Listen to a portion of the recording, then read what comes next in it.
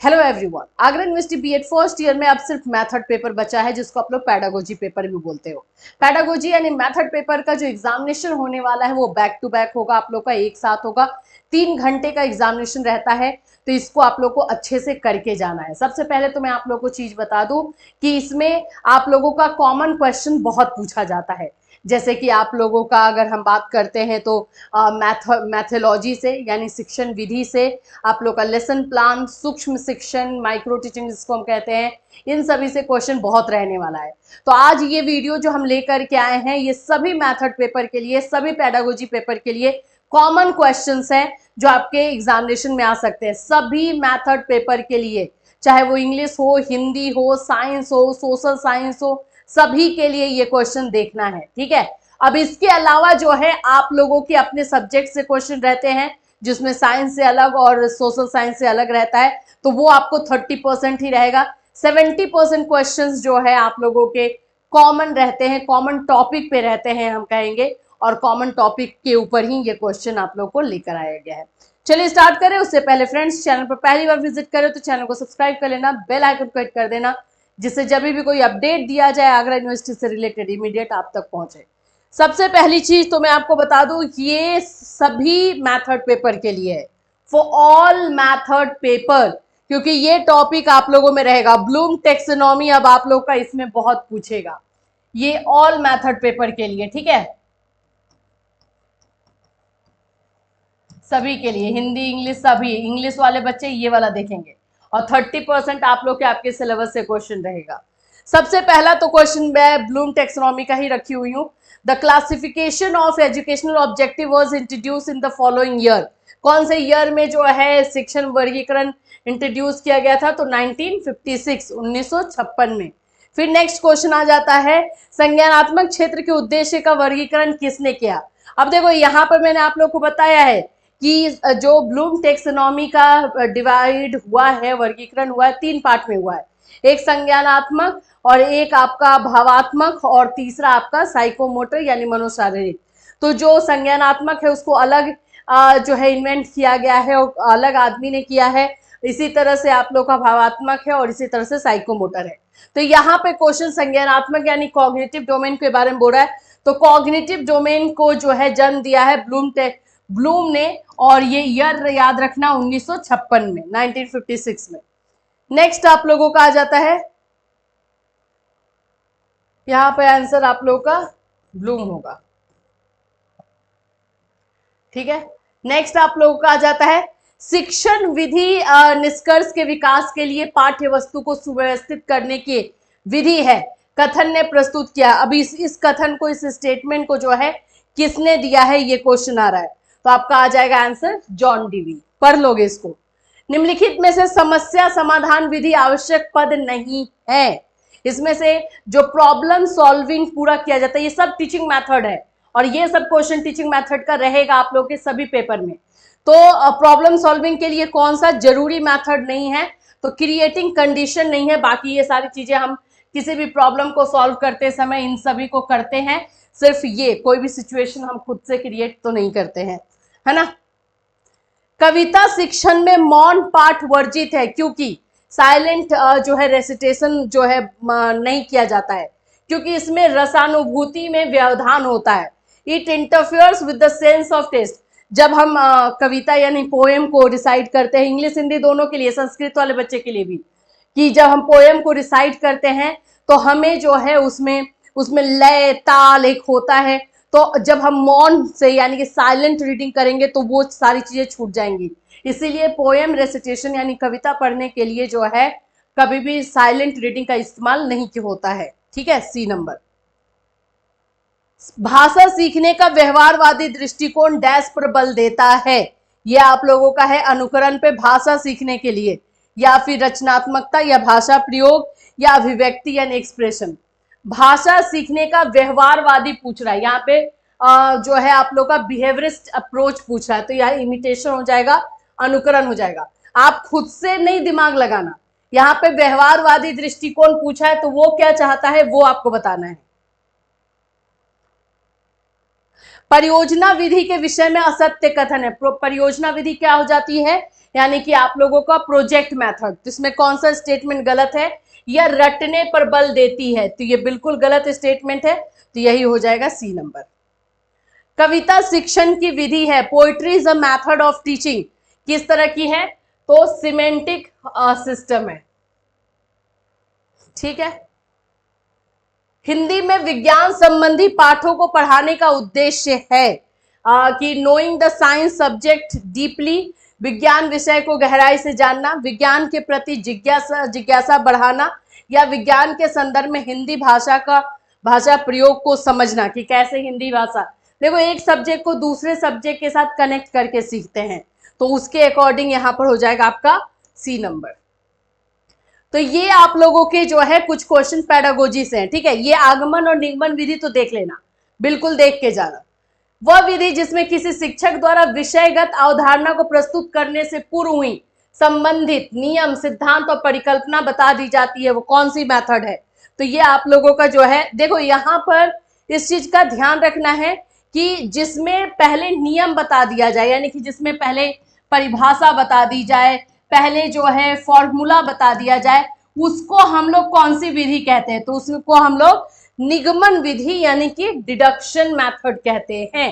निगमन नियम से, यानी कि पहले का जो नियम चलता था कि परिभाषा नियम पहले बता दिया जाए, तो इसको निगमन विधि कहते हैं, तो नियम से याद रख लेना। और इसका उल्टा अगर रहता कि बच्चों को पहले एग्जाम्पल बताया जाता है, उदाहरण बताया जाता है, और फिर जो है नियम, रूल्स एंड सभी तक ले जाया जाता है, तो उसको हम लोग आगमन विधि कहते हैं। मेथड से क्वेश्चन 100% रहने वाला है। निम्नलिखित कथनों में विश्लेषण विधि, अब यहाँ पे विश्लेषण यानी एनालिसिस मेथड को समझो। एनालिसिस मेथड के लिए कौन सा कथन सही नहीं है, निगेटिव क्वेश्चन है, तो यहां पर हो जाएगा बी नंबर। यह विधि द्वारा अध्यापक को विषय वस्तु सिखाने में कम समय लगता है, ये जो बता रहे, जबकि एनालिसिस मेथड से ज्यादा समय लगता है, क्योंकि बच्चों को हर चीजें, छोटी छोटी चीजों को बताया जाता है। जैसे देखो एनालिसिस विधि का, यह विधि अज्ञात से ज्ञात की ओर चलती है, ठीक है।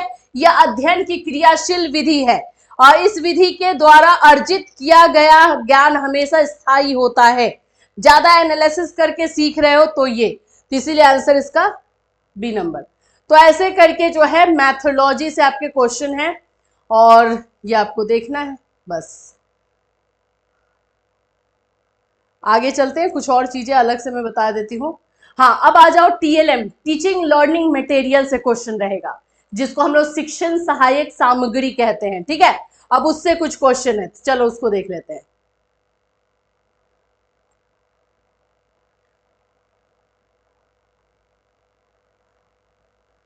देखो जैसे यहां पे पूछ रहा है कि निम्न में से कौन सा मृदुल उपागम है, मृदुल यानी कि सॉफ्टवेयर वाला, अध्यापक यंत्र, प्रोजेक्टर, आरेख या दूरदर्शन, तो यहां पर आप लोग का आरेख हो गया। मतलब एकदम ये याद रखना कि आप लोगों का जो है टीएलएम का हर चीज पूछेगा ही। जैसे ये है प्रक्षेपी शिक्षण सामग्री का एक उदाहरण है, यानी प्रोजेक्टिव जो टीएलएम है उसका उदाहरण कौन सा है, तो ओवरहेड प्रोजेक्टर, ठीक है, जिसमें हम पिक्चर जो है बच्चों को दिखा पाते हैं, पिक्चर इन द सेंस की उसकी ये फोटो। और निम्न में से कौन सी विशेषता उत्तम परीक्षण की नहीं है, तो कौन सी नहीं है, तो यहाँ पे योजना हो जाएगा। ये तीनों है, विविधकारिता भी होता है, इसको हम डिफरेंशिएशन कहते हैं। डिफरेंशिएशन इसलिए हम करते हैं टेस्ट के थ्रू, ताकि जो कमजोर बच्चे हैं उन पर हम ज्यादा फोकस कर सकें। तो ये डिफरेंशिएशन यानी विविधकारिता को थोड़ा सा पॉजिटिव वे में लेना है, निगेटिव वर्ड समझ करके नहीं टिक कर देना है।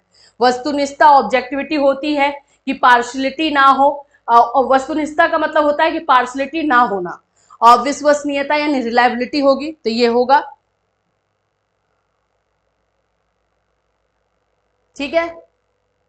चलो और कुछ अलग जगह ले चलते हैं आप लोगों को। जैसे देखो ये वाला क्वेश्चन देखो, शिक्षण में अनुभवी सदस्य अपरिपक्वों का डैश के लिए मार्गदर्शन करते हैं। In teaching experience members guide the immature ones for, जो एक्सपीरियंस लोग होते हैं, जो एक्सपीरियंस नहीं है, उनका गाइड करते हैं, किस लिए, तो उनको जीवन की गुणवत्ता बताने के लिए, उनके साथ टाइम पास कर रहे हैं, या एबिलिटी क्वालिफिकेशन के लिए, तो जीवन का समायोजन के लिए।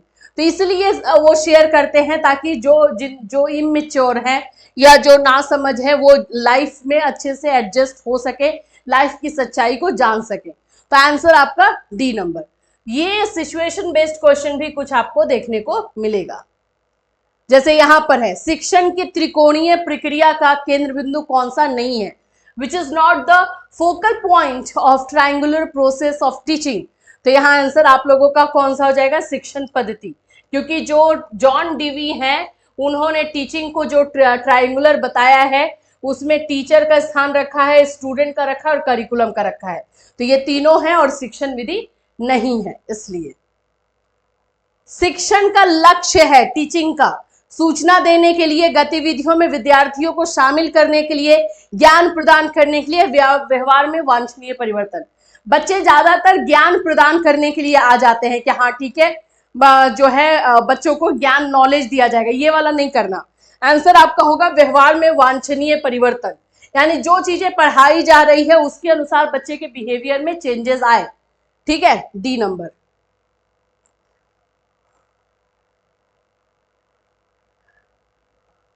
बस यही सब है।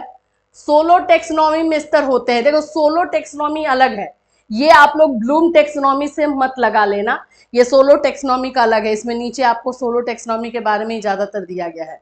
दो या दो से अधिक पहलुओं को समझा जाता है तो ये बहुसंरचनात्मक स्तर हो जाता है, यूनि स्ट्रक्चरल हो जाता है। ये सब आपका सोलो टेक्सोनॉमी है। सोलो टेक्सोनॉमी एक बार जाके सर्च कर लेना तो अच्छे से डिटेल में डिस्क्रिप्टिव देख लोगे तो दिक्कत नहीं होगा। ओके, यहां पे ये देखो, छात्र निष्क्रिय होता है, यानी छात्र यानी स्टूडेंट जो है पैसिव होता है। कौन से मेथड में, तो आप लोग का हो जाएगा प्रोजेक्ट विधि में, डिस्कवरी विधि में, या व्याख्यान विधि में, पूछताछ में।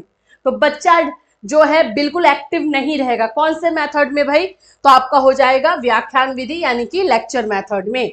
लेक्चर मेथड में बच्चा एक्टिव नहीं रहता है। हाँ ये देखो, सोलो टेक्सोनॉमी डैश द्वारा प्रस्तुत किया गया था, यानी सोलो टेक्सोनॉमी कौन लेकर आया। सोलो टेक्सोनॉमी को आप लोग सोचते हो कि चलो ब्लूम टेक्सोनॉमी है, ब्लूम ही होगा, और ऑप्शन में ये ब्लूम जरूर डाल के रखता है ताकि आप कंफ्यूज हो जाओ। नहीं, इसका आंसर हो जाएगा बिग्स एंड कॉलिस। सोलो टेक्सोनॉमी अलग है, तो इसका जो इजाद किया है वो बिग्स एंड कॉलिस ने किया है।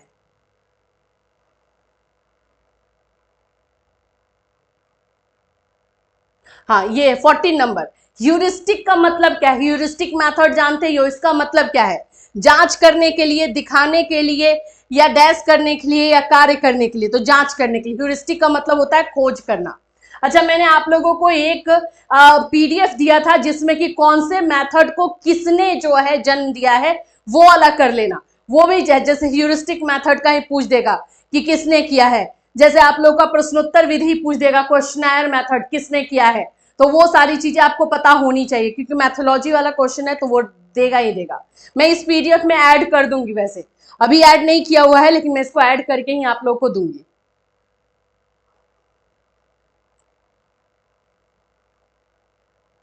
ये प्लीज पूरा कंप्लीट कर लेना बाबू, इसमें बहुत ज्यादा क्वेश्चन मैंने ऐड इसीलिए किया क्योंकि ये थोड़ा सा डिफिकल्ट रहता है, तो कहीं आप लोग का कुछ छूट ना जाए उसकी वजह से। अगर इसमें से 25-30 क्वेश्चन भी आ जाता है तो बहुत हेल्प कर जाएगा, मेरे ख्याल से तो बहुत हेल्प कर जाएगा, क्योंकि थोड़ा टफ रहेगा पेपर।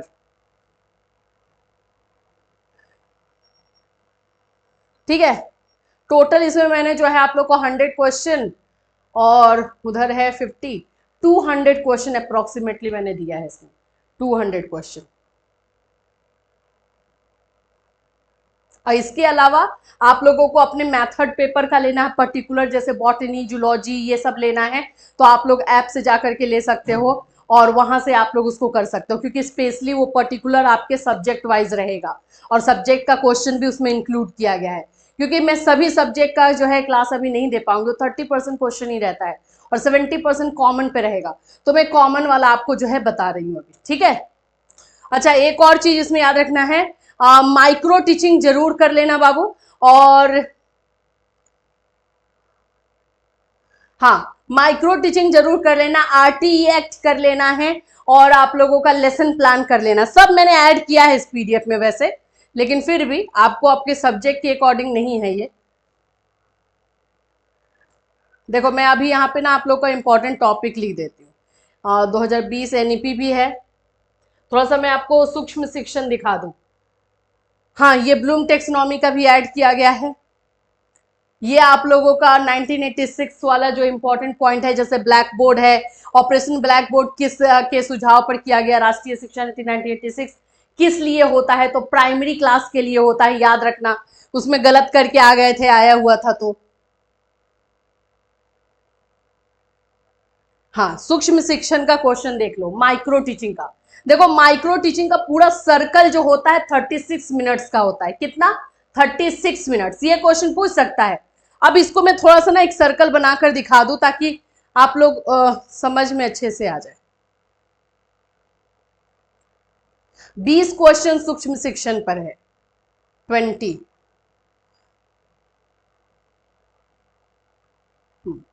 यहाँ पे मैं आपको सर्कल बना के दिखा देती हूँ सूक्ष्म शिक्षण का।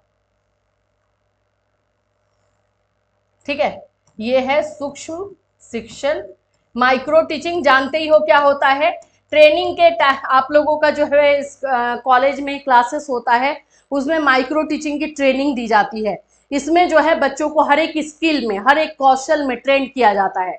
और ये भी याद रखना कि इसका हर एक दिन जो है अलग अलग स्किल पर आप लोग को ट्रेनिंग दी जाती है। जैसे कि आज मानो कि मेरा माइक्रो टीचिंग है, तो मुझे आज ब्लैक बोर्ड स्किल सिखाया जाएगा कि ब्लैक बोर्ड पे कैसे खड़े होते हैं, कैसे लिखते हैं, ये सब। कल मेरा फिर से माइक्रो टीचिंग होगा, तो कल मुझे जो है इंट्रोडक्शन स्किल सिखाया जाएगा कि कैसे अपने टॉपिक को इंट्रोड्यूस करते हैं बच्चों के पास। इस तरह से माइक्रो टीचिंग में हर दिन अलग अलग कौशलों पे जो है ट्रेनिंग दी जाती है। ये क्वेश्चन पूछता है वैसे। तो सूक्ष्म शिक्षण टोटल जो है 36 मिनट्स का होता है। ये सर्कल आपको 36 मिनट्स का रहेगा, एक एक करके। सबसे पहला जो रहता है आप लोगों का प्लान, यानी जिसको हम बोलते हैं पाठ योजना। ये आपको घर से रेडी करके आना, इसमें आपको टाइम नहीं मिलेगा। आज अगर मेरा माइक्रो टीचिंग है तो मैं लेसन प्लान जो है घर से रेडी करके आई हूँ, आज मुझे डायरेक्टली माइक्रो टीचिंग करवाना है। सेकेंड आप लोग का हो जाता है टीचिंग, जिसको हम शिक्षण बोलते हैं। शिक्षण, इसके लिए आपको 6 मिनट का टाइम दिया जाता है। ये भी क्वेश्चन पूछता है कि शिक्षण के लिए यानी टीचिंग के लिए कितने मिनट का टाइम मिलता है, तो 6 मिनट। फिर उसके बाद आ जाता है फीडबैक, जिसको हम हिंदी में पृष्ठ पोषण कहते हैं। ये भी 6 मिनट का होगा। इसके लिए भी आपको 6 मिनट मिलेगा। ठीक, फिर उसके बाद से हो जाता है रीप्लान, यानी कि वहीं पे कॉलेज में ही बैठ करके मुझे फिर से पुनः पाठ योजना तैयार करनी पड़ेगी, क्योंकि मुझे फिर से पढ़ाना होता है। तो इसके लिए टाइम दिया जाता है 12 मिनट, क्योंकि पाठ योजना तैयार करने में टाइम लगेगा। इसके लिए आपको 12 मिनट का टाइम मिलता है। फिर उसके बाद से आप लोगों का आ जाता है रीप्लान के बाद रीटीचिंग, फिर से पढ़ाने का मौका मिलेगा।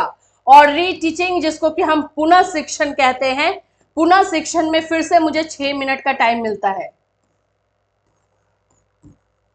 कितना? 6 मिनट का टाइम। ठीक, फिर उसके बाद से आता है रीफीडबैक। ये जो फीडबैक मिला था, फिर से जो टीचर बैठे रहते हैं, देखो जब हम पढ़ाते हैं ना, तो जो हमारे प्रोफेसर होते हैं वो पीछे में बैठ करके हमें सुपरवाइज करते हैं, देखते हैं कि हम किस तरह से पढ़ा रहे हैं, क्या हमारा कमी जा रहा है, क्या अच्छा हो रहा है, वो सारा वो लिखते हैं और वो फीडबैक हमें देते हैं। तो फिर से मुझे फीडबैक मिलेगा, इसको बोलते हैं रीफीडबैक, और इसके लिए फिर से 6 मिनट मिलता है। तो पूरा काउंट करोगे तो ये 36 मिनट्स का है। 6 6 12 12 12 24 24 और 6 30 30 और 6 36। इसीलिए ये सर्कल माना जाता है कि टोटल 36 मिनट्स का है। ये पूरा सीक्वेंस से याद करना है। इसके बाद ये आएगा, इसके बाद ये आएगा, और किसमें कितना टाइम मिलता है? सिर्फ रीप्लान में आपको 12 मिनट का टाइम मिलेगा, बाकी सब में 6-6 मिनट है। समझ में आ गया होगा, आई होप। नहीं आया है स्क्रीनशॉट ले लो इसका, फटाक स्क्रीनशॉट ले लो। चलो, तो उसी सूक्ष्म शिक्षण पर यहाँ पर आप लोगों को दिया गया, और फिर मैंने यहाँ पे आपको लेसन प्लान का स्टेप्स क्या होता है वो भी बता दिया है useful steps of making lesson plan. Lesson plan में सबसे पहले जनरल इंफॉर्मेशन होता है, जिसमें हम जो है नाम लिखते हैं, अपना नाम लिखते हैं, कॉलेज का नाम लिखते हैं, ये सारी चीजें दी जाती है। फिर उसके बाद सामान्य उद्देश्य लिखते हैं, फिर उसके बाद विशिष्ट उद्देश्य लिखते हैं, फिर शिक्षण सहायक सामग्री टीचिंग एड्स को लिखते हैं, फिर पूर्व ज्ञान लिखते हैं, फिर इंट्रोडक्शन स्किल होता है, फिर उद्देश्य कथन होता है, फिर उसके बाद शिक्षण विधि हम कौन सा यूज करें वो होगा, फिर प्रेजेंटेशन होगा, फिर क्वेश्चन पूछेंगे बच्चों से, बीच बीच में क्लासेस के दौरान जो है क्वेश्चन पूछा जाता है, फिर उसके बाद से ब्लैक बोर्ड वर्क, फिर क्लास वर्क देंगे, फिर उसके बाद से इंस्पेक्शन करना, ये सारा पूरा ध्यान में रखना है, ठीक है। तो ये आप लोगों का मैथड पेपर से रिलेटेड ये पीडीएफ मैंने प्रिपेयर किया है। थोड़ा सा पीडीएफ लंबा है, लेकिन लंबा इसलिए भी मैंने बनाया है बाबू क्योंकि थोड़ा सा टफ जाएगा आप लोगों का, ये पेपर टफ जाएगा, इसलिए मेरे दिमाग में जितनी चीजें थी कॉमन क्वेश्चन को लेकर के मैंने इसमें डाल दिया है। तो ये चीजें आपको कर लेनी है, और पर्टिकुलर आपको अपने मैथड पेपर का चाहिए तो आप ऐप से जाकर के, कैटलिस्ट सोनी ऐप से जाके ले सकते हो, वहां पे आपको आपके सब्जेक्ट का जो है मिल जाएगा पूरा क्वेश्चन, ठीक है। और ये तो करना ही है, ये पक्का करना है और उसके साथ उसको करना है, ये टोटल, ठीक। चलिए, ऑल द बेस्ट, अच्छे से एग्जाम देना, लास्ट एग्जाम है, उसके बाद प्रैक्टिकल काम स्टार्ट हो जाएगा, लेकिन बहुत अच्छे से एग्जाम देना। अगर कोई डाउट कुछ भी है तो बिल्कुल आप लोग कमेंट कर सकते हो इस वीडियो में, या फिर हमें मैसेज कर सकते हो। All the best for your next exam.